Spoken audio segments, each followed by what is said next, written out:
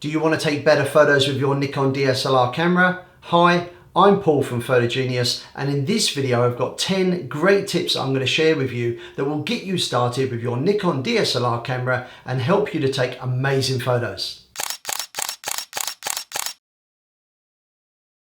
Now in this video I'm going to be using a Nikon D3400, but if your camera is slightly different, maybe you've got the Nikon D3300, 3200 or 3000, still watch the video because the tips I'm about to give you will also apply to those cameras as well. And tip number one is to turn off auto ISO, which is pretty much a factory setting. Now we're going to talk about ISO in detail in a little while, but ISO is a great way of controlling light, and it's a great way that we want to be able to control light. So auto ISO is going to keep overriding what we're doing. So this is something I really think we should turn off.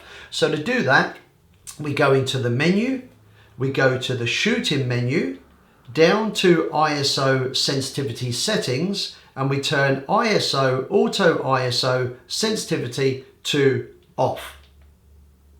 Done. This means that you can now change the ISO manually and the camera will not override what you've done.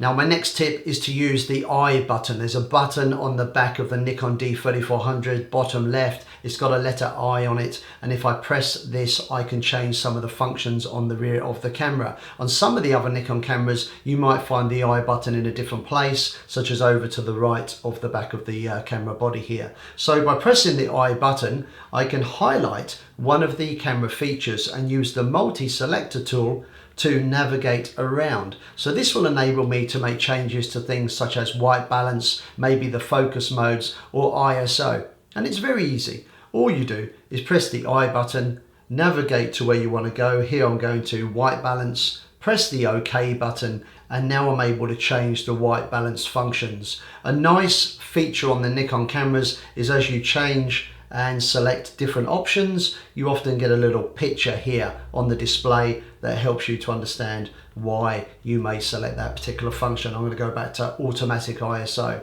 So to change some of the key functions of the camera, you use the I button. Easy. Now next up we're going to look at what I like to call the question mark button, but what Nikon like to call the help icon. On the back of the camera here there's a button with a question mark above it. Now if I select, for example, using the I button, white balance, and I select the question mark button or the help icon, I get a little description here of what white balance does. If I move on and select ISO and press the question mark button, I get a description here about what ISO does. So the help icon is a bit like a mini menu built into the camera. If when you're navigating around the camera you're not quite sure what this particular function does, it won't hurt to press the question mark button and up comes a little detailed description of what that button will do should you press it or should you change that particular feature of the camera. Very, very useful. Now with a Nikon DSLR camera like this one, if you want to take better photos, you really need to think about getting out of auto and getting into the manual modes. Now, it's easy to get into manual. There's a wheel on the top of the camera, it's called the mode dial. If I dial around to the letter M, this camera is now in full manual, which means you can now change some of the key features of the camera. Next tip is how to control the shutter speed. There's a wheel or dial on the back of the camera, and if I turn this or dial backwards and forwards, I get to change the shutter speed. It's very simple. If I dial to the right, I increase the shutter speed, so the shutter will open and close very quickly. That can be great on a bright day. But if I'm shooting in low light, I can dial to the left and dial in a slower or longer shutter speed. And if I keep dialing, I dial in the really slow shutter speeds. These are called long exposures. 1 second, maybe 5 seconds, 10, even down to 30 seconds on a camera like this. So being able to change the shutter speed is a great way of controlling how much light you let into the camera. And it's as easy as turning this wheel on the back of the camera. So you know how to change the shutter speed. My next tip is how to change the aperture. Now the aperture is a function of the lens, and it's a bit like the pupil of the eye. It's a hole that we can open up or close down to adjust how much light we let into the lens, and you can adjust it very, very easily. There's a button on the top of the camera. It's got an aperture symbol next to it. It's also got a plus and minus marker on it, and if I hold it down and use the same wheel that I adjusted the shutter speed with just a moment ago, I get to change the aperture Dial to the right, the aperture becomes smaller, I let less light into the camera. Dial to the left, the aperture opens up, I let more light into the camera. And what's nice about the Nikon DSLR cameras is as you change the aperture, you get a little animated icon here that opens and closes to show you the position of the aperture. Another great tip. So we've just talked shutter speed and aperture. We're now going to talk ISO. My next tip is how to adjust the ISO, which is another great way of controlling light.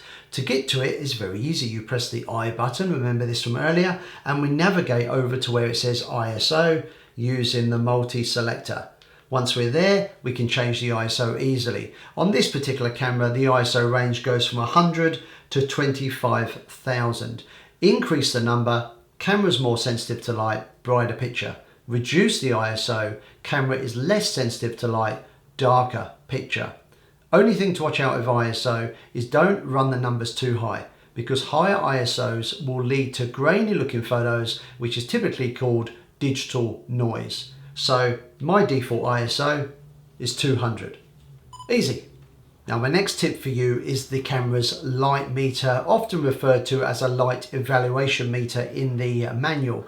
Now we know how to change our shutter aperture and ISO, but we need to understand that when we change these things, it's going to affect how much light enters the camera and how bright or dark our picture is going to be. Well, keep an eye on the light meter. The light meter is a dotted line. It appears just here on the viewfinder with a plus side for overexposure, too much light, and a minus side for underexposure. What you want to do is aim to get the markers in the middle.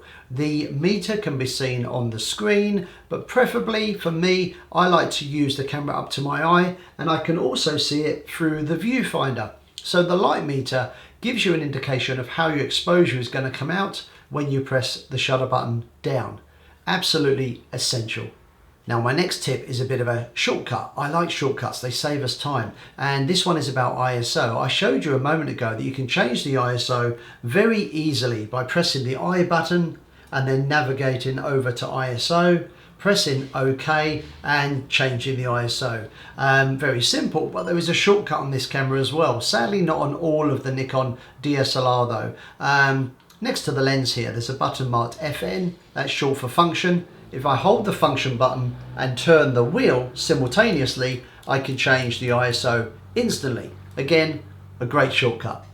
Now when I'm using a camera like this, I'm shooting in the manual mode because I want to be in control of the camera. And you'll find that unlike in the auto mode, the flash doesn't pop up anymore. But that doesn't mean you can't use it in the manual modes. So my next tip is how to use flash when shooting manual. I've got the camera in manual, flash doesn't pop up, but if I want to use flash, maybe to fill in some shadows, I can press the flash button on the side of the camera body here, up pops the flash.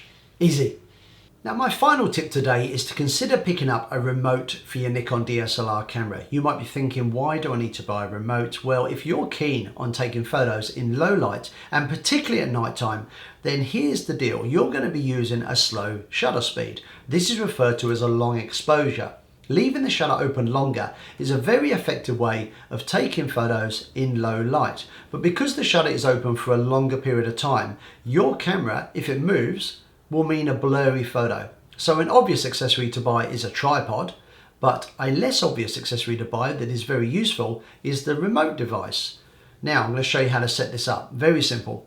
We wake the camera up, we press the release mode button on the back of the camera, and we select the remote symbol.